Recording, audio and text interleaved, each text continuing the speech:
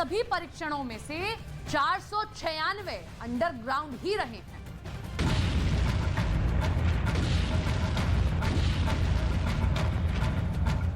रूस के परमाणु शस्त्रागार के बारे में दुनिया जितना जानना चाहती है, रूस उसे उतना ही छिपाता रहा है।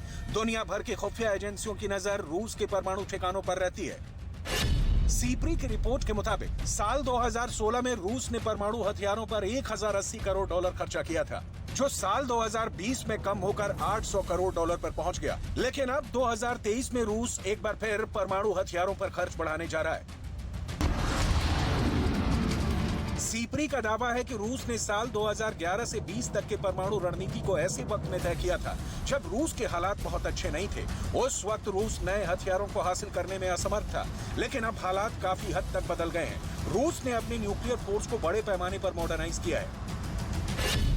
अब रूस जिस परमाणु रणनीति को आगे बढ़ा रहा है, उसे 2018 से 2027 तक के लिए तय किया गया है। इस रणनीति के मुताबिक सामरिक परमाणु बलों में सुधार रूस की सर्वोच्च प्राथमिकता बनी हुई है। रूस में परमाणु हथियारों के लिए 3 संस्थाएं काम करती हैं।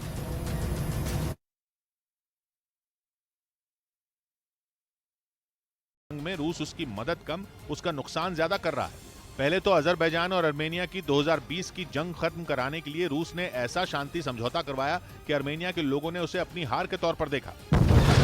उस समझौते की वजह से नगोर्नो कराबाख और उसके आसपास के कई इलाके आर्मेनिया की मुट्ठी से निकल गए और अब आर्मेनिया को नगोर्नो कराबाख से जोड़ने वाली इकलौती सड़क पर अजरबैजान के लोगों के लगाए ब्लॉकेड ने आर्मेनिया के सब्र का बांध तोड़ दिया। पर अजरबैजान का आरोप है कि नगोर्नो कराबाख में अवैध खनन करके वहां से खनिज उसी इकलौती सड़क के जरिए आर्मेनिया पहुंचाए जा रहे हैं। इसलिए अजरबैजान के लोग 12 दिसंबर से उस सड़क पर जमे हुए हैं, जिसकी वजह से नागोर्नो कराबाख में रहने वाले आर्मेनियाई मूल के लोगों के पास आर्मेनिया से खाना ही नहीं पहुंच पा रहा। लेकिन ब्लॉकेड अजरबैजान के लोगों ने लगाया और आर्मेनिया के लोग रूस पर आग बबूला हो गए। ऐसा इसलिए क्योंकि नागोर्नो कराबाख से आर्मेनिया को जोड़ने वाली सड़क पर 2020 की लड़ाई के बाद से रूस की शांति सेना का कंट्रोल है। आर्मेनिया रूस से एक्शन लेने को कह चुका है, मगर 1 महीने से रूस की सेना चुपचाप बैठी है। इसी बात से आर्मेनिया भड़क गया और रूस के पुराने दोस्त के उससे दूर होने के आसार गहरा गए। असल में रूस आर्मेनिया और अजरबैजान दोनों से बनाए रखने की अपनी नीति में उलझ गया है। क्योंकि आर्मेनिया और अजरबैजान जैसे 2 दुश्मनों को साथ लेकर चलना रूस के लिए टेढ़ी खीर साबित हो रहा है। आर्मेनिया तो रूस का साथी है ही, लेकिन रूस अजरबैजान से भी दुश्मनी नहीं चाहता। अजरबैजान के पास तेल है और यूक्रेन की जंग की वजह से भी रूस के लिए अजरबैजान को साथ बनाए रखना जरूरी है, क्योंकि पश्चिमी देशों के प्रतिबंधों की वजह से रूस तुर्की के भरोसे है और तुर्की अजरबैजान का दोस्त है।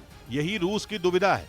लेकिन रूस की इस परेशानी में उसके दुश्मन अमेरिका को बहुत बड़ा मौका नजर आ रहा है। वो आर्मेनिया को अपने पाले में लाने की कोशिश में लगा है और अमेरिका और आर्मेनिया की करीबी रूस के लिए खतरनाक है। आर्मेनिया और अमेरिका का दूतावास कई बार अजरबैजान से बंद सड़क को खोलने के लिए कह चुका है। मतलब जिस बंद पड़ी सड़क पर रूस चुप्पी साधे बैठा है, अमेरिका उसे खुलवाने के लिए आर्मेनिया के सुर में सुर मिला रहा है।